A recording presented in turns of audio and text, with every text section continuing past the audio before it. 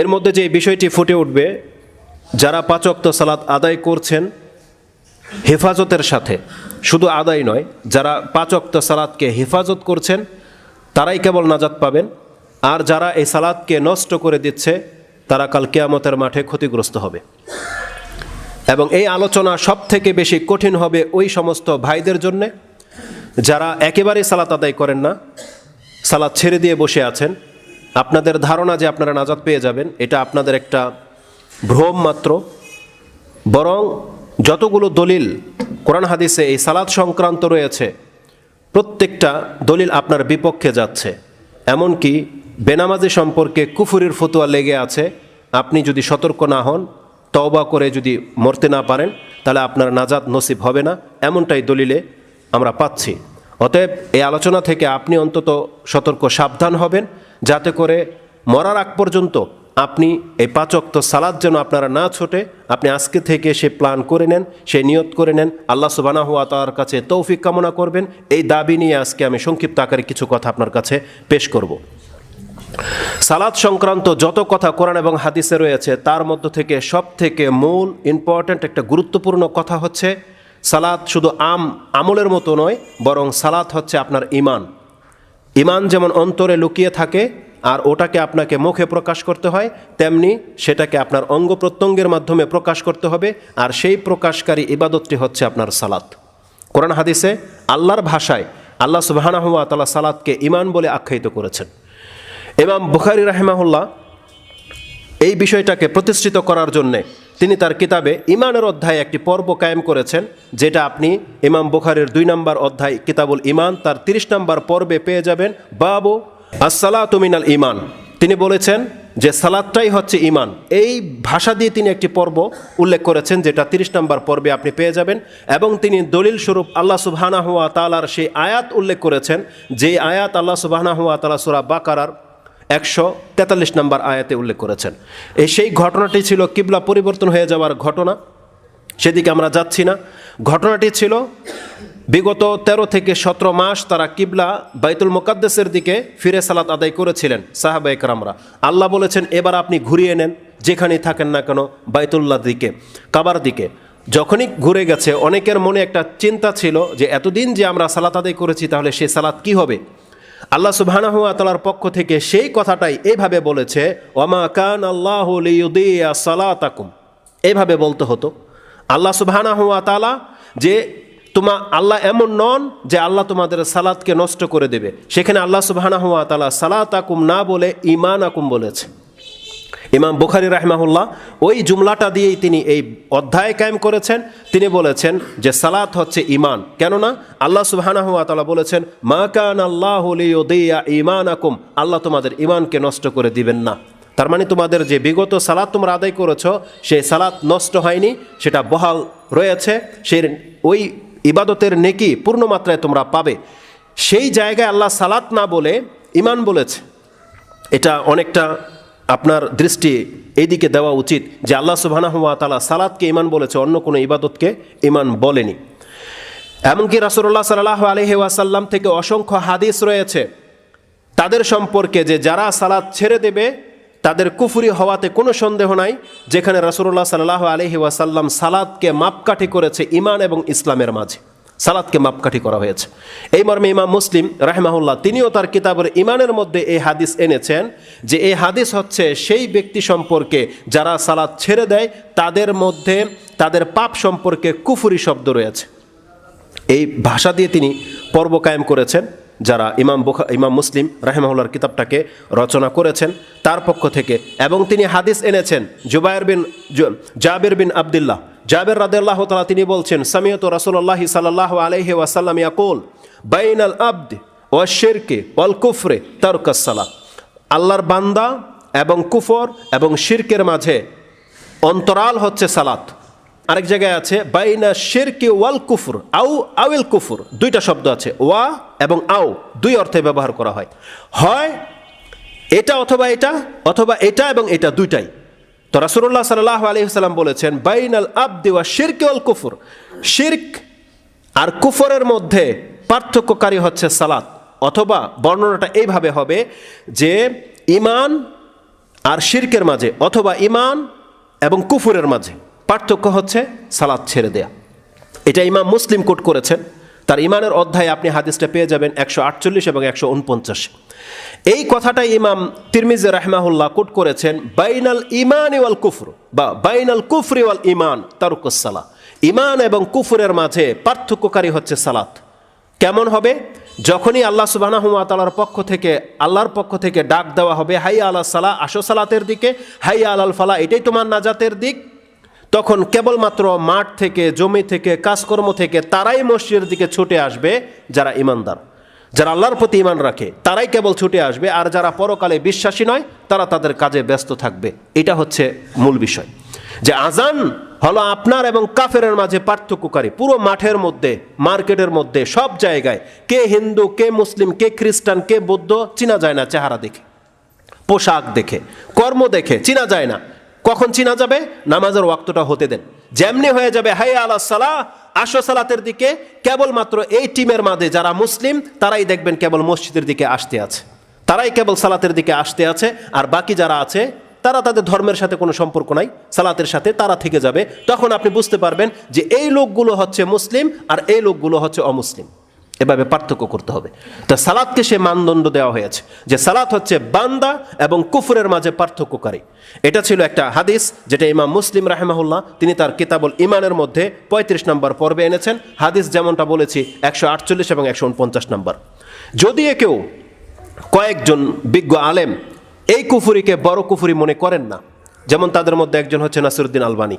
তিনি বেশ কিছু হাদিসকে সামনে এনে তিনি বলছেন যে এই কুফুরি মানে দুনাল কুফুর, মানে বড় কুফুরি নয়। আর বাকি অন্যরা বিন বাজ, মোহাম্মদ বিন সালেহ আল ওসাইমিন, শেখ সালেহ আল ফৌজান, তারা সব চলে গেছে ওই দিকে যে বেনামাজি বড় কাফের, তাতে কোনো সন্দেহ নেই।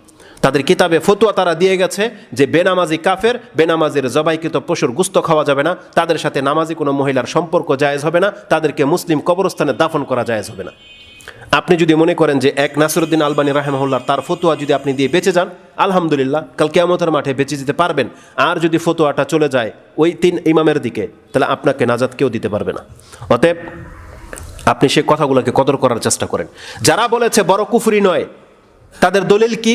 ওই হাদিসগুলো, যে কিয়ামতের মাঠে এমন একটা পর্যায়ে আসবে আল্লাহ সুবহানাহু ওয়া তাআলা তার নিজের রহমতের হাত দিয়ে জাহান্নাম থেকে 2 মুঠ উঠাবে এমন ব্যক্তিদের যাদের কোনো ইবাদত ছিল না। সেই হাদিসগুলো দিয়ে তারা প্রমাণ করতে চেয়েছে যে বেনামাজি কাফের হবে না, কারণ তাকে একটা সময় আল্লাহ তার রহমতে উঠাবে। এটা তাদের একটা হাদিস, কিন্তু এই হাদিসগুলোর মধ্যে অস্পষ্টতা রয়েছে। কেন অস্পষ্টতা রয়েছে? যে হাদিসগুলোতে রয়েছে যে মান আখিরা কালামিহি লা ইলাহা ইল্লাল্লাহ দাখালাল জান্নাহ, এই হাদিস আপনার আমার এরকমের মুসলিমের জন্য নয়, যে আল্লাহ আপনাকে আমাকে সময় দিয়েছে আর আপনি ইবাদত ছাড়াই ওই আশায় বসে আছেন যে একবার লা ইলাহা ইল্লাল্লাহ বলে নিতে পারলেই আমি জান্নাতে চলে যাব। এটা আপনার দ্বারা কোনোদিন হবে না। এটা হচ্ছে ওই সমস্ত অমুসলিমদের জন্য যারা ইসলাম পায়নি, ইসলাম বুঝেনি, তাদের কাছে আমাদের একটা মেসেজ থাকবে যে তুমি ইসলাম গ্রহণ করে নাও, তোমার শেষ কথা যদি এটা হয় তুমি কিন্তু নাজাত পেয়ে যাবে। যাদেরকে ইবাদতের সুযোগই দেওয়া হয়নি তাদের, কারণ কোরআন এবং হাদিস আমাদেরকে যে পথ দেখায় এমন নয় যে আল্লাহ আমাকে ইবাদত করতে বলেছে আবার আল্লাহ আরেক জায়গায় দেখাচ্ছে যে বিনা ইবাদতে মাফও করে দিবে। তাহলে ইবাদত করার মানে কি? বরং আমাদেরকে আল্লাহ সুবহানাহু ওয়া তাআলা যতগুলো কথা রাসূল সাল্লাল্লাহু আলাইহি ওয়াসাল্লামের জীবদ্দশায় নাজিল করে দিয়েছে এটা হবে বিভিন্ন প্রেক্ষাপটের মানুষের জন্য। কিন্তু আপনি দেখা যায় আপনার জন্য যে আয়াত আপনি সেটা গ্রহণ না করে ওই অমুসলিমের জন্য যে আয়াত, ওই গুণটা আপনি নিয়ে নিতে চাচ্ছেন, সেই ফ্যাসিলিটিটা আপনি নিয়ে নিতে চাচ্ছেন, এটা কোনোদিন হবে না। অতএব আপনার যে দায়িত্ব আছে আপনাকে সেটা পুরো করতে হবে। বেনামাজি যে কাফের হয় এবং বড় কুফুরের মধ্যে শক্ত ফতোয়া রয়েছে, আসুন তাদের দলিলে আমি কয়েকটা কথা উল্লেখ করি। তার মধ্যে ইমাম তিরমিজি রাহিমাহুল্লাহ তিনি বলেছেন যে শাকিক বিন আবদুল্লাহ আন ওকাইলি, একজন প্রখ্যাত তাবি, তিনি বলছেন আমি যতজন সাহাবিকে পেয়েছি বা সাহাবিদের মত আমি যেটা পেয়েছি, প্রত্যেকটা সাহাবি কেবলমাত্র সালাত ছেড়ে দেওয়াটাকে কুফরি মনে করতেন, অন্য কোনো ইবাদতকে ছেড়ে দেওয়াটাকে কুফরি মনে করতেন না। সেই কথাটা তিনি ইমাম তিরমিজি রাহিমাহুল্লাহ তিনিও তার কিতাবের ইমানের মধ্যে হাদিস এনেছে, সালাতের পর্বে আনেনি। তার কিতাবুল ইমান, এটা হচ্ছে 38 নম্বর অধ্যায়, তার 9 নম্বর পর্বে ফি তারকিস সালাহ মা যা ফি তারকিস সালাহ, নামাজ ছেড়ে দিলে কি হুকুম হতে পারে, এই কথা দিয়ে তিনি পর্ব উল্লেখ করে সেই ইমাম শাকিক বিন আবদুল্লাহ আল উকাইলির কথাটাকে উল্লেখ করেছেন যে শাকিক বিন আব্দুল্লাহ আল ওকাইলি তিনি বলছেন কানা আসহাবু মুহাম্মাদিন সাল্লাল্লাহু আলাইহি ওয়াসাল্লাম লা ইয়ারাউনা শাইআন মিনাল আমালি তারকুহু কুফরুন গায়রাস সালাহ। মুহাম্মদুর রাসূলুল্লাহ সাল্লাল্লাহু আলাইহি ওয়াসাল্লামের সাহাবীদেরকে আমি পেয়েছি তারা অন্য কোনো ইবাদতকে ছেড়ে দেওয়াটাকে কুফরি মনে করতেন না, একমাত্র সালাত হচ্ছে এমন ইবাদত যেটা ছেড়ে দেওয়াটাকে তারা কুফরি মনে করতেন। এটা সমস্ত সাহাবীদের একটা টিম, তিনি কোনো সাহাবীকে বাদ দেয়নি। এখানে যে মতানৈক্য আছে বা অধিকাংশ সাহাবী বলা হয়েছে আসহাবু মুহাম্মাদিন সাল্লাল্লাহু আলাইহি সাল্লাম, রাসূল সাল্লামের প্রত্যেক সাহাবীর আকীদা এটা ছিল, বিশ্বাস এটা ছিল যে নামাজ ছেড়ে দিলে সে কাফের হয়ে যায়, সে মুসলমান থাকে না। এই শাকিক বিন আব্দুল্লাহ আল ওকাইলির এই কথাটাকে ইমাম তিরমিজি রাহিমাহুল্লাহ তিনি তার কিতাবুল ইমানে এনেছেন 38 নম্বর অধ্যায় 2622 নম্বর এই হাদিসটি আপনি পেয়ে যাবেন, বা এটাকে আসার বলা হয়। এই আসারটি আপনি 2622 নম্বরে পেয়ে যাবেন যে প্রত্যেকটা সাহাবীর আকীদা ছিল তারা নামাজ ছেড়ে দেওয়াটাকে কুফরি মনে করতেন, ইসলাম থেকে খারিজ হয়ে যাওয়াটাকে ভাবতেন। আর তার দলিলে আমি আরেকটা হাদিস আমি আপনার কাছে পেশ করি, যেটা ওমর রাদিয়াল্লাহু তাআলা আনহু থেকে বর্ণিত হয়েছে। হাদিসটিকে আসারটিকে বর্ণনা করেছেন সুনানুল কুবরা লিল বাইহাকি এবং মুআত্তা মালিক, ইমাম মালিক তার কিতাবের 51 নম্বরে সেটা পেয়ে যাবেন। আর সুনানুল বাইহাকিতে 2 জায়গায় আছে, একটা হচ্ছে 6499-তে। এই সুনানুল বাইহাকি কুবরা লিল বাইহাকিতে উল্লেখ করা হয়েছে আন ওমর ইবনুল খাত্তাব রাদিয়াল্লাহু তাআলা আনহু আন্নাহু কাল, ওমর রাদিয়াল্লাহু তাআলা আনহু তিনি বলতেন লা হাজ্জা ফিল ইসলামি লিমান তারাকা সালাহ, যেই ব্যক্তি সালাত ছেড়ে দিল, নামাজ পড়ে না, এই ব্যক্তির ইসলামে কোনো অংশ নাই। তার মানে যেই ব্যক্তির সালাত নাই সেই ব্যক্তির ইসলাম নাই। ওমর রাদিয়াল্লাহু তাআলা আনহুর ফতোয়া, তিনি এটা মনে করতেন। তিনি কোন সিচুয়েশনে কখন এই কথাটা বলেছিল একটু পরে সেই কথাটা আসবে, জাস্ট আমি আপনাকে এখানে স্মরণ করিয়ে দিই। ওমর রাদিয়াল্লাহু তাআলা আনহুর ঈমান হচ্ছে তিনি বলছেন লা হাজ্জা ফিল ইসলামি লিমান তারাকা সালাহ, যেই ব্যক্তি নামাজ ছেড়ে দেয় ইসলামে তার কোনো অংশ নাই। তার মানে আজকে যারা ফজর পড়েননি, এই জুমা পড়তে উপস্থিত হয়ে গেছেন, এখন তো আপনি মুসলিম, কিন্তু এই যে সকাল থেকে এ পর্যন্ত যা কিছু নেকি আপনি কাজ করেছেন, কোনো একটা নেকি আল্লাহর কাছে কবুল হবে না, কারণ আপনি মুসলমানের অবস্থাতেই নেই। যখন আপনি মুসলিম হবেন, ইসলামের উপরে থাকবেন, তখন তার বাকি ইবাদতগুলো কাউন্ট করা হবে, নয়তো নয়। আজকে আপনি জুমা পড়ে নেবেন, আপনি মুসলিম, যদি আসরের নিয়ত আপনার না থাকে আপনার ঈমান এখান থেকে কেটে যাবে। আর আপনি যদি আসর পড়তে পারেন তাহলে আপনি মুসলিম, এখন কাউন্ট করা হবে এর মধ্যে আপনি কি সৎ কাজ করেছেন কি করেননি।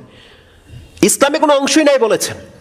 আর ফতোয়াটা সব থেকে প্রখ্যাত সাহাবী ওমর রাদিয়াল্লাহু তাআলা আনহু, যিনি এই উম্মতের দ্বিতীয় বিজ্ঞ আলেম, যার ইলমের কদর করেছে রাসূলুল্লাহ সাল্লাল্লাহু আলাইহি ওয়াসাল্লাম। এমন হাদিস পাওয়া যায় যে রাসূল সাল্লামের ইলমের পরের মর্যাদাই হচ্ছে ওমর রাদিয়াল্লাহু তাআলা আনহুর ইলমের মর্যাদা। আর তিনি এটাকে মনে করেন যে লা হাজ্জা ফিল ইসলাম, ইসলামে ওই ব্যক্তির কোনো অংশ নাই লিমান তারাকা সালাহ, এটা যে কোনো ব্যক্তির জন্য, এটা আমাদের জন্য, পুরুষদের জন্য, মহিলাদের জন্য, যেই কোনো ব্যক্তি নামাজ ছেড়ে দেবে ইসলামে তার কোনো অংশ নাই। এই কথাটা ওমর রাদিয়াল্লাহু তাআলা আনহু তিনি বলেছেন। আল্লাহ সুবহানাহু ওয়া তাআলা আমাদেরকে এবং আমাদের ঈমানকে হেফাজত করার তৌফিক দান করুন, আমিন। সালাত ইসলামের এমন একটি রুকন, আপনার গুরুত্ব তখন বুঝতে পারবেন যখন এর আসল হাকিকত আপনি লক্ষ্য করবেন। অন্যান্য ইবাদতগুলো আপনি ফলো করেন, সেগুলো কোনো এক ব্যক্তির জন্য ফরজ।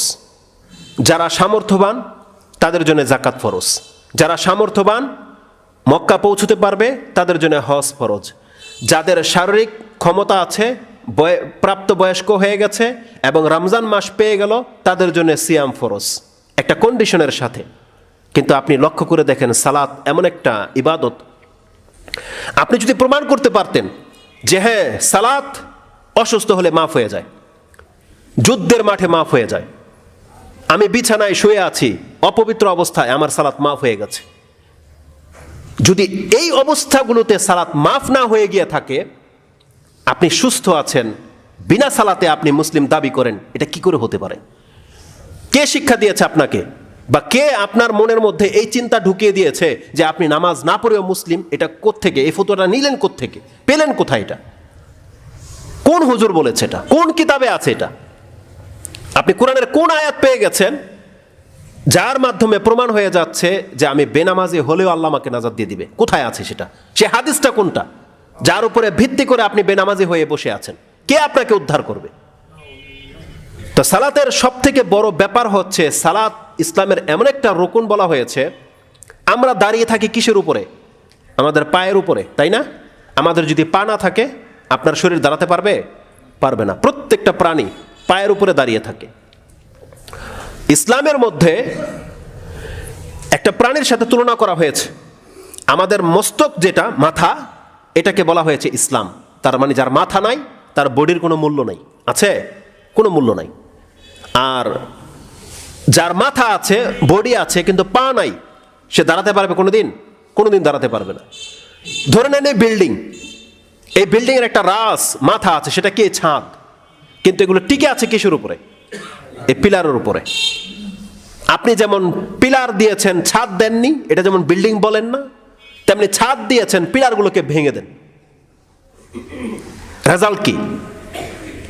এই বিল্ডিং এর কোনো মানে আছে? পিলারবিহীন টিকবে এই ছাদ। ওই পিলারগুলোকে ইসলাম সালাতের সাথে তুলনা করেছে, যে সালাত হচ্ছে ইসলামের পিলার। যে সালাত ইসলামটাকে ধরে রেখেছে, যার সালাত নাই তার ইসলাম নাই, তার মগজ মরা, মানে মৃত মগজ নিয়ে সে বেঁচে আছে। কিন্তু তাকে পিলার দিয়ে তার ইসলামটাকে দাঁড় করাতে হবে। আর যখন ইসলাম দাঁড়িয়ে যাবে, তখন তার কাছ থেকে কোন সৎ আমলগুলো গ্রহণ করা হবে সেটা পরে হিসাব নেওয়া হবে। আগে প্রথম দেখা হবে তার ইসলাম ঠিক আছে কিনা। রাসূলুল্লাহ সাল্লাল্লাহু আলাইহি ওয়াসাল্লাম থেকে একটা হাদিস কোট করেছেন মুআজ বিন জাবাল, তার বর্ণনা থেকে ইমাম তিরমিজি এবং ইবনে মাজা। মুআজ বিন জাবাল রাদিয়াল্লাহু তাআলা তিনি বলছেন, কুনতু মা রাসূলিল্লাহি সাল্লাল্লাহু আলাইহি ওয়াসাল্লাম ফি সাফারিন, কোন এক সফরে আমি রাসূল সাল্লাল্লাহু আলাইহি ওয়াসাল্লামের সাথে ছিলাম।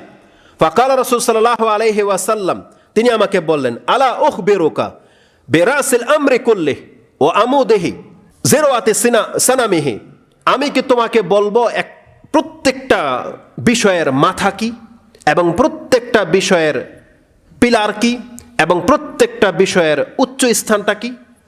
কুলনা বালা বা কুলতু নাম ইয়া রাসূলুল্লাহ, হ্যাঁ আপনি বলেন যে প্রত্যেকটা বিষয়ের মাথা কি।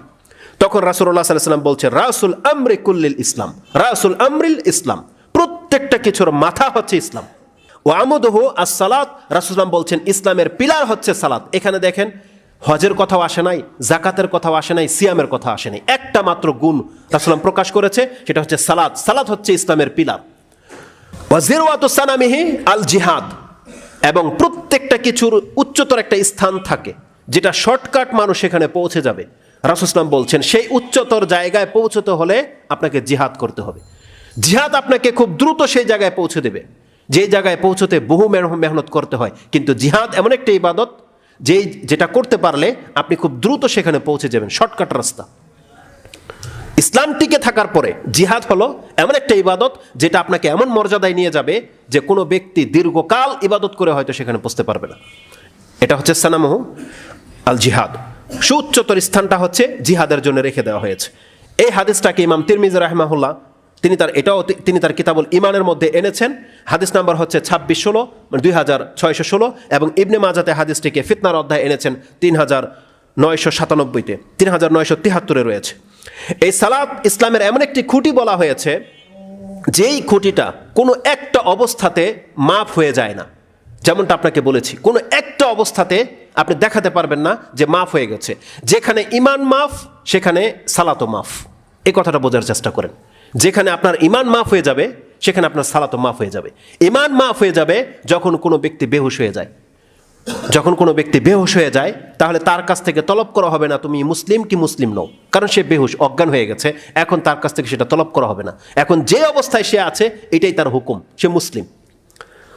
তো যেখানে ইমান মাফ, সেখানে সালাত মাফ। আপনি ঘুমিয়ে আছেন, আপনার উপরে সালাত ফরজ নাই, কিন্তু আপনার সমস্ত শরীর অকেজু, আপনি কোমায় চলে আসছেন, কিন্তু আপনার সেন্স কাজ করতেছে যে আপনি বেঁচে আছেন। ওই অবস্থায় আপনার উপরে সালাত ফরজ।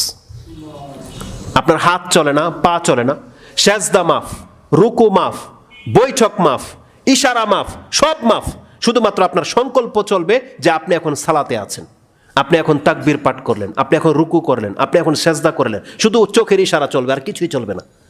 ওই অবস্থায় আপনার সালাত মাফ করা হয়নি। আপনি অপবিত্র, আল্লাহ বলছে এটা দেখার দরকার নাই। আপনার পোশাক নাই, আল্লাহ বলছে দেখার দরকার নাই। তুমি জাস্ট নিয়ত করে শুয়ে থাকো যে তুমি এখন সালাতে আছো। এখন জোহরের ওয়াক্ত চলতেছে, এখন আসরের ওয়াক্ত চলতেছে। এটা যদি হয় সালাত, আর ওই অবস্থায় কিন্তু আপনার ইমান মাফ নাই। ওটা যেমন ইমান, আপনি মুসলিম তখন ফিল হবে, ওই অবস্থায় আপনাকে সালাত পড়তে হবে। এটা হচ্ছে সালাতের মর্যাদা। এটা বুঝে নেওয়ার পরে আপনি তো সুস্থ অবস্থায় সালাত ছাড়তে পারেন না। রাসূলুল্লাহ সাল্লাল্লাহু আলাইহি ওয়াসাল্লাম থেকে কথাটিকে ইমাম বুখারী রাহিমাহুল্লাহ এইভাবে এনেছেন। তিনি একটা পর্বই কায়েম করেছেন 12 নম্বর অধ্যায় সালাতুল খৌফ, ভয়ের সময় কিভাবে নামাজ আদায় করতে হয়। সেই জায়গায় তিনি 2 নম্বর পর্বটাকে এটা করেছেন বাবু as-salatil khawfi rijalan ও রুকবানান। ভয়ের সময় নামাজ হবে পায়ে হেঁটে এবং সাওয়ারের উপরে, থেমে নয়, জমিনে নেমে সালাত পড়া লাগবে না। আল্লাহ সুবহানাহু ওয়া তাআলার পক্ষ থেকে এটা কেমন বিধান নাজিল করে দেওয়া হয়েছে। আপনি সব থেকে শ্রেষ্ঠ ইবাদত কায়েম করতেছেন জিহাদ, আপনি অস্ত্র চলতেছে, সামনে শত্রু কাফেরকে হত্যা করছেন, আর রাসূল বলতেছে যে ওই অবস্থায় নামাজ সময় হয়ে গেলে তোমার নামাজ মাফ নাই। রক্ত লেগে আছে, কাফেরের রক্ত, অস্ত্র চলছে, তুমি থামতে পারবে না, কিবলার ঠিক নাই, পবিত্রতা নাই, ওই অবস্থায় অস্ত্র চলবে, তাকবীরও চলবে, রুকুও চলবে, সেজদাও চলবে, তোমাকে ঝুঁকতে হবে না। রিজালান, হাঁটো আর সালাত পড়ো, রুকবানান, ঘোড়ার উপরে সালাত পড়ো। সুবহানাল্লাহ, আপনি ট্যাঙ্কের ভিতরে আছেন, সালাত চলবে, গুলি চলবে, সালাত চলবে। রিজালান ও রুকবানান। এবং তিনি মুজাহিদ রাহিমাহুল্লাহর কওলকে নোট করেছেন, তিনি বলেছেন ইজা ইখতালাতা কাইমান, যখন শত্রুর সাথে লড়াই শুরু হয়ে যাবে, দাঁড়া অবস্থায়, দাঁড়িয়ে অবস্থায় সালাত আদায় করতে হবে, বসাবসি নাই, স্থির হওয়া লাগবে না। এবং আব্দুল ইবনে উমর রাদিয়াল্লাহু তাআলা তিনি রাসূল সাল্লাল্লাহু আলাইহি ওয়াসাল্লাম থেকে হাদিস কোট করেছেন যে আনিন নবী সাল্লাল্লাহু আলাইহি ওয়াসাল্লাম ক্বালা ওয়া ইন কানা আকসারু মিন যালিক, যদি শত্রুর সংখ্যা বেড়ে যায়, তোমাদেরকে যদি জমিনে দাঁড়িয়ে সালাত আদায় করতে না দেয়, ফালিউসাল্লু কিয়ামান ওয়া রুকবানান, তাহলে সে দাঁড়িয়ে থেকে সালাত পড়বে, দৌড়বে আর সালাত পড়বে, সে তার ঘোড়ায় চেপে সালাত পড়বে, সে তার যানবাহনে থেকে সালাত আদায় করবে, সালাত মাফ করা হয়নি। কারণ সালাত হচ্ছে আপনার ইসলাম, সালাত হচ্ছে আপনার ঈমান। সালাত ছেড়ে দেওয়া মানে আপনার ঈমান নাই। যে জিহাদের জন্য মানুষ এত কিছু করে, জিহাদ, আমরা নাকি জিহাদের কথা বলি না, কিন্তু এই ধরনের লোকগুলো তার এই 5 ওয়াক্ত সালাতের খবর রাখে কিনা এর কোনো ভূমিকা নাই। তারা মনে করে যে জিহাদ করে নিতে পারলেই, এমন কালকে এক সফরে ছিলাম, আমাদের কোনো এক শেখ আমরুল্লাহ বিন ইসমাইল বলি, তার কথায় একটা প্রেক্ষাপট উঠেছে যে যখন কোনো এক দলের নেতাকে ফাঁসি দেওয়ার রায় হয়ে গেল, তখন বাংলাদেশের কিছু যুবক পোলাপান কি করেছে রাস্তায়, ওই ঘটনাগুলো বলতেছিল। তিনি বলতেছেন যে তারা দিন কায়েম করার জন্য রাস্তায় নেমেছে, রাস্তা ব্লক করে দিয়ে, গাছ কেটে দিয়ে রাস্তায় ব্লক করে দিয়েছে। কি হুজুর আর গায়রে হুজুর, সৎ আর অসৎ, কাউকে রাস্তা দিয়ে পার হতে দেবে না।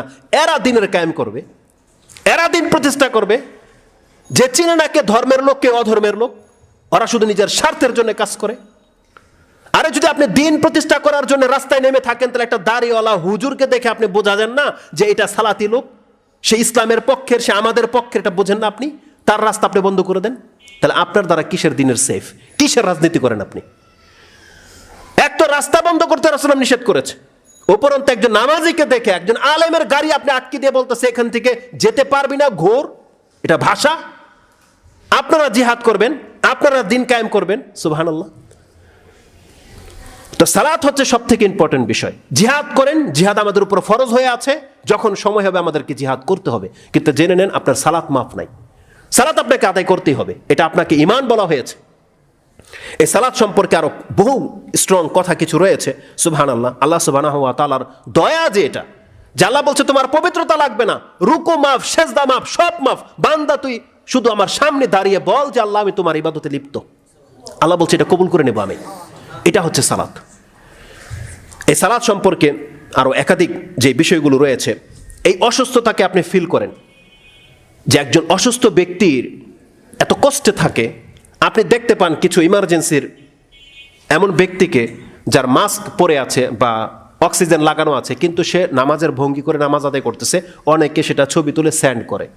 আপনি এটিকে তামসা ভেবেছেন, তামসা, আপনার কাছে খুব মজা লাগছে, উফ লোকটা কত ধার্মিক যে এই অবস্থায় সালাত আদায় করতেছে, অথচ আপনি নামাজ পড়েন না, সুস্থ। কেন এটা? এই লোকটার কারণ কি? সে কি আপনাকে দেখানোর জন্য, ভাইরাল হওয়ার জন্য সালাত আদায় করতেছে হসপিটালে, নাকি তার ঈমানকে রক্ষা করার জন্য? আপনি সেটা বুঝেন, তাকে জিজ্ঞেস করেন যে এই অবস্থায় আপনি সালাত কেন আদায় করেন, তাহলে আপনার অ্যান্সারটা পেয়ে যেতেন। সে আপনাকে হয়তো এটাই বলতো যে আমার মরার আগ পর্যন্ত আমার সালাত মাফ নাই। রাসূলুল্লাহ সাল্লাল্লাহু আলাইহি ওয়াসাল্লামকে আল্লাহ বলছেন ওয়াবুদু রাব্বাকা হাত্তা ইয়াতিয়াকাল ইয়াকিন, তোমার মৃত্যু আসার আগ পর্যন্ত মুহাম্মদ তুমি আমার গোলামি করতে হবে। 15 নম্বর সূরার সর্বশেষ আয়াতে আল্লাহ সুবহানাহু ওয়া তাআলা এই কথাটা বলেছেন, আর রাসূলুল্লাহ সাল্লাল্লাহু আলাইহি ওয়াসাল্লাম সেটাকে তিনি তার জীবদ্দশায় বাস্তবায়ন করে দেখিয়ে গেছে, বাস্তবায়ন করে গেছে। ঈসা আলাইহিস সালামকে আল্লাহ সুবহানাহু ওয়া তাআলা বলতেছে যেই দিন তার জন্ম হয়েছে, যেই দিন তার জবান খুলেছে মায়ের কোলে, সেই দিন তিনি বলতেছে, ইন্নী আব্দুল্লাহ আতানি আল কিতাবা ওয়া জাআলানি নাবিয়্যা ওয়া জাআলানি মুবারাকান আইনামা কুনত ওয়া আওসানি বিস-সালাতি ওয়া যাকাতি মা দুমতু হাইয়া। সুবহানাল্লাহ। একটা কোলের বাচ্চা বলতেছে, আল্লাহ আমাকে কিতাব দিয়েছে, নবী করেছে, আমাকে ওসিয়ত করেছে যাতে করে আমি মরার আগ পর্যন্ত সালাত কায়েম করি। এটা জন্মের বাচ্চা বলতেছে যে মরার আগ পর্যন্ত যেন আমি সালাত আদায় করি। কেন এই কথাগুলো আমাদের অন্তরে ঢোকে না কেন? আমাদেরকে সেগুলো ফিল করতে হবে। আল্লাহ সুবহানাহু ওয়া তাআলা বলছেন,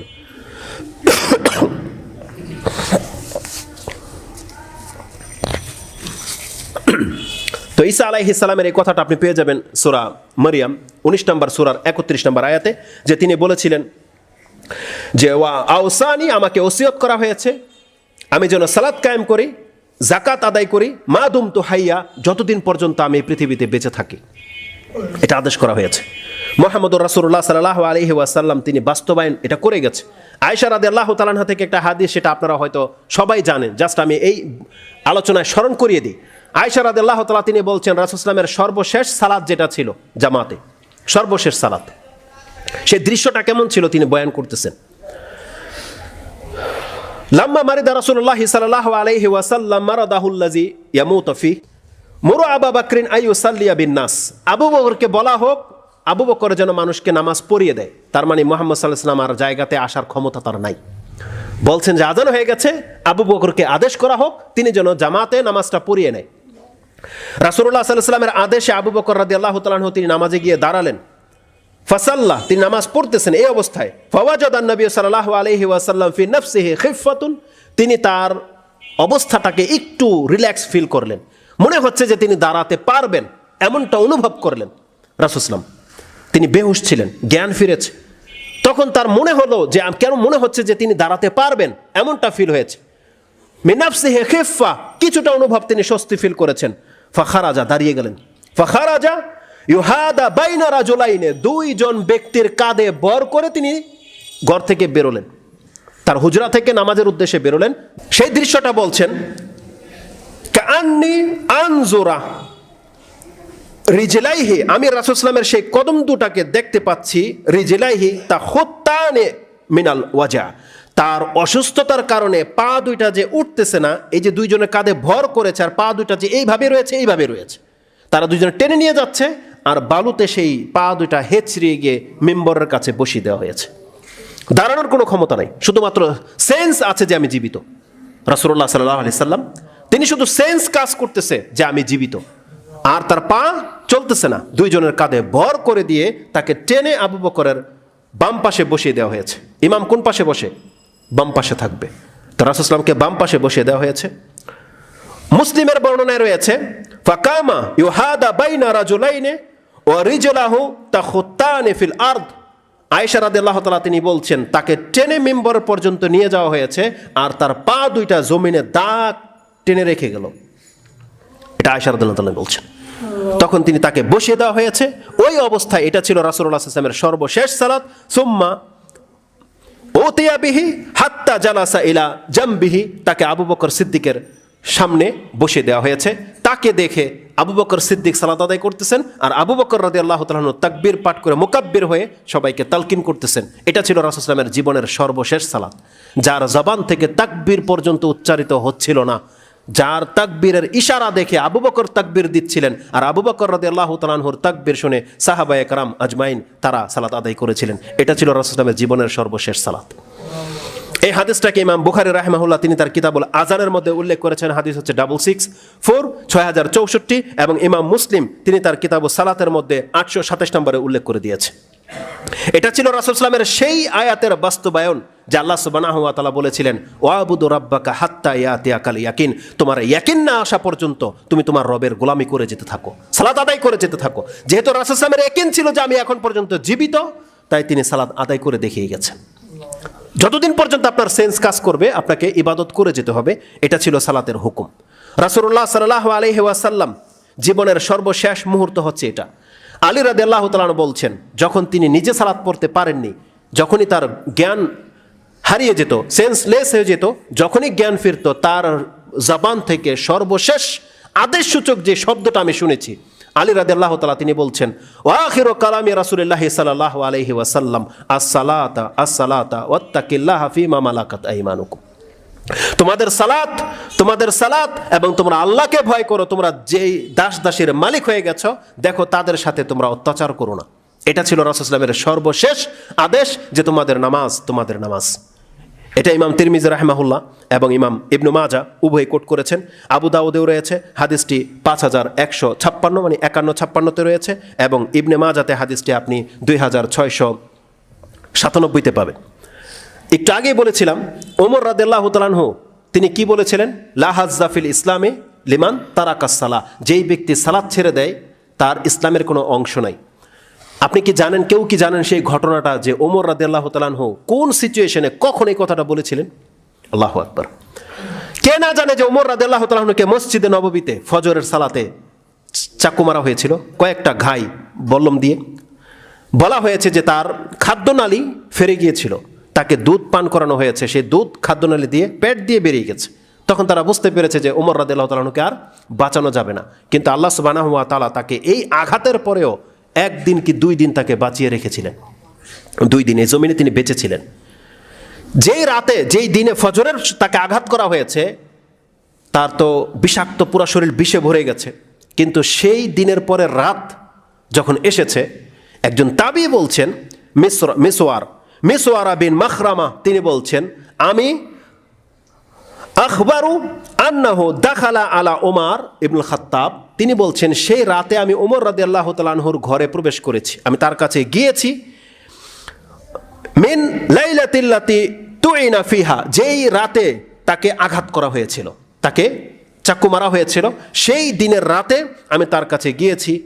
আই কাজা ওমর, আমি দেখতে পেলাম ওমর মানে সজাগ। তিনি বলছেন আই কাজা ওমর লিসাল্লিস সুবহ, তিনি ফজরের সালাত আদায় করবেন বিদায় তিনি রাত জেগে গেছে। তিনি রাতে জেগে আছেন, ফজরের সালাত আদায় করবে বিদায় রাতে ঘুম থেকে জেগে গেছে, অথচ তার শরীর সমস্ত বিষাক্ত হয়ে গেছে, রক্ত ঝরছে, তখনও তিনি ঘুম থেকে জেগে গেছেন ফজরের সালাত আদায় করার জন্য। এই দৃশ্য তিনি দেখেছেন এবং তাকে বলা হয়েছে ফাকালা উমর নাম, হ্যাঁ আমি ফজরের সালাত আদায় করার জন্য এখন আমি জেগে আছি। কেন?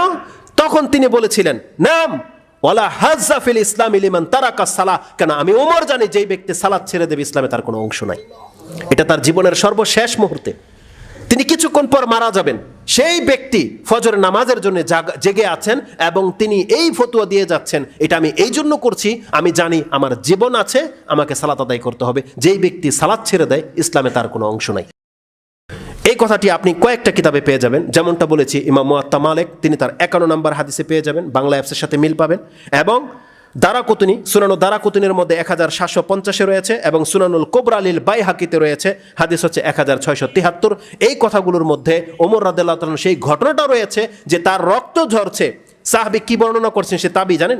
ওমর রাদিয়াল্লাহু তাআলা তিনি সালাত আদায় করতেছেন, ওয়া জুরহুহু ইয়াসবাগুদ্দাম, ইয়াসবাগু মানে তার ক্ষত রক্ত ঢেলে দিচ্ছে, শুধু বয়ে বেরছে না, বয়ে যাচ্ছে রক্ত। তিনি সালাত আদায় করতেছেন আর তার ক্ষত দিয়ে রক্ত বয়ে যাচ্ছে, রক্ত বন্ধ হয়নি। যেভাবে রক্ত কেটে গেলে রক্ত ধরালো বেরোতে থাকে সেইভাবে রক্ত প্রবাহিত হয়ে যাচ্ছে, আর ওমর রাদিয়াল্লাহু তাআলা দাঁড়িয়ে সালাত আদায় করতেছেন। সেই দৃশ্যটা তিনি বলেছেন। আর তখন ওমর রাদিয়াল্লাহু বলেছিলেন যে যেই ব্যক্তি সালাত ছেড়ে দেয় তার ইসলামে কোনো অংশ নাই। আল্লাহু আকবার। আল্লাহ সুবহানাহু ওয়া তাআলা কোরআনে একটা কথা বলেছে, কোরআনের একটা আয়াত, এই পৃথিবীতে যারা সালাত আদায় করছেন আল্লাহ তাকে এইভাবে কিছুই বলেনি, কিয়ামতের মাঠে শুধু আল্লাহ একটা পরীক্ষা নেবে, একটা টেস্ট। আল্লাহ কি বলেছে কোরআনে সূরা আল কালাম, তাতে আল্লাহ সুবহানাহু ওয়া তাআলা বলেছেন ইয়াউমা ইউকশাফু আন সাকিন ওয়া ইউদাউনা ইলা সুজুদি ফালা ইস্তাতিউন। আল্লাহ কাল কিয়ামতের মাঠে তিনি তার চেহারা নয়, তার সত্তার কোনো একটা অংশ বলা হয়েছে। হাদিসের মধ্যে সাক এসেছে, আর সাক আমরা জানি হাঁটু থেকে টাকনু পর্যন্ত, এই জায়গাটাকে সাক বলা হয় আরবিতে। যেই অর্থটা আপনি পেয়ে যাবেন সূরা নাহলে, বিলকিস রানীর যে ঘটনা রয়েছে যে সুলাইমান আলাইহিস সালামের কাছে যখন তিনি আসতে গিয়েছিলেন তখন তিনি তার পায়ের গোছা পর্যন্ত কাপড় উঠিয়েছিলেন পানি মনে করে, ওখানে সাক শব্দটা রয়েছে। তাহলে সাক হচ্ছে পায়ের হাঁটু থেকে এই টাকনু পর্যন্ত, এই অংশটাকে সাক বলা হয়। আর আল্লাহ বলছেন কিয়ামতের মাঠে ইয়াউমা ইউকশাফু আন সাক, সাককে উন্মুক্ত করে দেওয়া হবে, পায়ের গোছাকে উন্মুক্ত করে দেওয়া হবে, ওয়া ইউদাউনা ইলা সুজুদি ফালা ইস্তাতিউন, এটা তো কোরআনের আয়াত। বুখারীর, মুসলিমের মধ্যে সে হাদিসটা নেক্সট খুতবায় আমি আপনাদের কাছে উল্লেখ করব। সেই সময় সেই দৃশ্যটা কেমন হবে। আল্লাহ সুবহানাহু ওয়া তাআলা বলছেন, ইউদাউনা ইলা সুজুদি ফালা ইস্তাতিউন, তারা আমাকে সেজদা করতে পারবে না। যারা সেজদা করতে পারবে না, খাশিয়াতান আবসারুহুম তারহাকুহুম যিল্লা, সেই দিন তাদের চক্ষু পাপের কারণে নত হয়ে যাবে এবং লাঞ্ছনা তাদেরকে পেয়ে বসবে। তারহাকুহুম যিল্লা ওয়া কাদ কানু ইউদাউনা ইলা সুজুদ, আল্লাহ বলছেন কেন এমনটা হবে। ওয়াকাদ কানু ইউদাউনা ইলা সুজুদি ওয়া হুম সালিমুন, এই শব্দটা ভুলবেন না। আল্লাহ সুবহানাহু ওয়া তাআলা বলছেন এই জমিনে তাদেরকে সেজদা করার জন্য ডাকা হয়েছিল। ওয়া হুম সালিমুন, তারা ছিল নিরাপদ, তারা ছিল সুস্থ, তারা ছিল অভাবমুক্ত, নামাজ পড়া লাগবে না এমন কোনো বাহানা তাদের ছিল না। তারা সমস্ত উজুর থেকে মুক্ত ছিল, তার নিরাপত্তা ছিল, তার সুস্থতা ছিল, তার পোশাক ছিল, পবিত্রতা অর্জন করার মতো তার ব্যবস্থা ছিল, তার জায়গা ছিল, সব কিছু তার অনুকূলে ছিল, কিন্তু সে সালাত আদায় করেনি। আজকে সে আমাকে দেখে নেওয়ার পরে সে আমাকে সাজদা করতে পারবে না। প্রথম কথা হচ্ছে বেনামাজে আল্লাহকে দেখতে পাবে না। আল্লাহ শুধু তার পায়ের কিছু অংশ দেখিয়ে দিবে, যেমনটা এই কোরআনের আয়াতে আছে। বেনামাজে কোনোদিন আল্লাহকে দেখতে পাবে না। সে যতই নিজেকে মুসলিম দাবি করুক, এই আয়াত এবং এই হাদিস আমাদেরকে প্রমাণ করে যে বেনামাজি মুসলিম নয়। কারণ কিয়ামতের মাঠে একজন বড় খুনি, বড় পাপীও আল্লাহকে দেখতে পাবে যদি সে মুসলিম হয়। কিন্তু আল্লাহ সুবহানাহু ওয়া তাআলা এখানে বেনামাজিদেরকে পৃথক করার জন্য তার চেহারা নয়, তার পায়ের কিছু অংশ উন্মুক্ত করে দিয়ে সালাতের জন্য ডাকবে, সেজদা করার জন্য ডাকবে। আল্লাহ বলছেন ফালা ইস্তাতিউন, সে সেজদা করতে পারবে না। তো আল্লাহ সুবহানাহু ওয়া তাআলা এই ভাইদেরকে এই অবস্থা থেকে মুক্ত হয়ে আসার তাদেরকে যেন তৌফিক দান করে। আমাদের সন্তানদেরকে আল্লাহ সুবহানাহু ওয়া তাআলা তুমি নামাজি করো, আল্লাহ আমাদেরকে নামাজি করো। আমাদের পরিবার, নামাজি পরিবারের সাথে আমাদের সম্পর্ক জুড়ে দাও এবং আমাদের পরিবারে যারা আছে আল্লাহ প্রত্যেককে তুমি নামাজি করে দাও। তারা কেউ যেন বেনামাজ অবস্থায় তোমার সাথে সাক্ষাৎ না করে। আল্লাহ সুবহানাহু ওয়া তাআলার সর্বশেষ একটা আয়াত দিয়ে আমি আজকের খুতবা শেষ করে দিচ্ছি। যে আয়াতটি আল্লাহ সুবহানাহু ওয়া তাআলা সূরা মুদ্দাসসিরের মধ্যে উল্লেখ করেছেন। হাদিস এটা হচ্ছে ৭৪ নম্বর সূরার ৪০ থেকে নিয়ে আপনি পড়েন। কিয়ামতের মাঠে জান্নাতীরা, যেহেতু এই কথাগুলো পরে নেক্সট খুতবাতে আসবে, কিন্তু লম্বা সময়ের ব্যাপার, দলিলটাকে স্ট্রং করার জন্য শুধু এই আয়াতটা আপনাকে আজকে স্মরণ করিয়ে দেই, বাকি ডিটেলস পরবর্তীতে হবে। আল্লাহ সুবহানাহু ওয়া তাআলা বলছেন ফি জান্নাতি ইয়াতাসাআলুন, জান্নাতীরা জাহান্নামীদেরকে জিজ্ঞাসা করবে মা সালাকাকুম ফি সাকার আনিল মুজরিমিন। এখানে ফি জান্নাতি ইয়াতাসাআলুন আনিল মুজরিমিন, জান্নাতীরা অপরাধীদেরকে জিজ্ঞেস করবে। ভাষাটা শুনেন, জান্নাতীরা অপরাধীদেরকে জিজ্ঞেস করবে আনিল মুজরিমিন মা সালাকাকুম ফি সাকার, তোমরা এই জাহান্নামে কেন, সাকার নামক জাহান্নামে কেন। তাদের প্রথম জবাব, জীবনের বহু পাপ থাকতে পারে কিন্তু তাদের প্রথম জবাব হচ্ছে লাম নাকু মিনাল মুসাল্লিন, আমরা সালাত আদায় করতাম না। জাহান্নামীদের প্রথম জবাব, তারা বলবে যে আমরা সালাত আদায় করতাম না, এটা ছিল তাদের প্রথম জবাব। তারপরে আসবে তারা এতিমকে খাদ্য দিত না, তারা খেলতামশায় মত্ত থাকতো, কিয়ামত হবে তারা এটা কোনোদিন ভাবতো না। আজকে যারা নামাজ পড়েন না, আপনি ওই সিচুয়েশনে আছেন। যদিও মুখে বলেন আপনি যে কিয়ামত হবে, পরকাল হবে, কিন্তু এটা আপনার অন্তরের বিশ্বাস নয়, এটা আপনার অন্তরের ধোঁকা। যদি ধোঁকা না হতো তাহলে অবশ্যই আপনি সালাত আদায় করতেন। অতএব প্রত্যেকটা ব্যক্তিকে, মুসলিম ভাইদেরকে বলছি, যাদেরকে আল্লাহ মুসলমানের ঘরের জন্ম দিয়ে দিয়েছে, আমাদেরকে ৫ ওয়াক্ত সালাত আদায় করে মুসলিমত্ব প্রমাণ করতে হবে। এছাড়া বিকল্প কোনো পথ আপনার খোলা নেই। আল্লাহ যেন আমাদেরকে বোঝার এবং সে অনুযায়ী আমল করার তৌফিক দান করে। আমাদেরকে যেন আল্লাহ সুবহানাহু ওয়া তাআলা নামাজি হওয়ার তৌফিক দান করে এবং আমরা যেন নামাজের হেফাজত করে মরতে পারি। শুধু নামাজ আদায় নয়, আল্লাহ আমাদেরকে হেফাজত করতে বলেছে। কারণ নামাজ যদি হেফাজত কেউ না করে তাহলে এই ধরনের নামাজিদেরকে আল্লাহ দুর্ভোগ বলেছে। ওইটাও আপনাকে স্মরণ করে দেয়। আল্লাহ বলছেন ফাওয়াইলুল লিল মুসাল্লিন আল্লাযিনা হুম আন সালাতিহিম সাহুন, যেই সমস্ত নামাজিরা নামাজ পড়ে না, কি পড়ে জানে না, যে জানে না কিছু এবং তারা লোক দেখানো সালাত আদায় করে, তাদের জন্য যদি দুর্ভোগ হয় তাহলে এই কথা জানার পরেও তো বেনামাজি একটু সজাগ হওয়ার কথা। যে তাহলে যারা নামাজ খেলতামশায় পড়ে, যারা খবর রাখে না তাদের নামাজের হুকুম সম্পর্কে, তারা যদি ওয়াইল নামক জাহান্নামে যায়, তাদের জন্য যদি দুর্ভোগ হয়ে থাকে, তাহলে আমরা নামাজই পড়ি না, আমাদের জন্য কি অপশন থাকতে পারে? এই শিক্ষা নিতে হবে।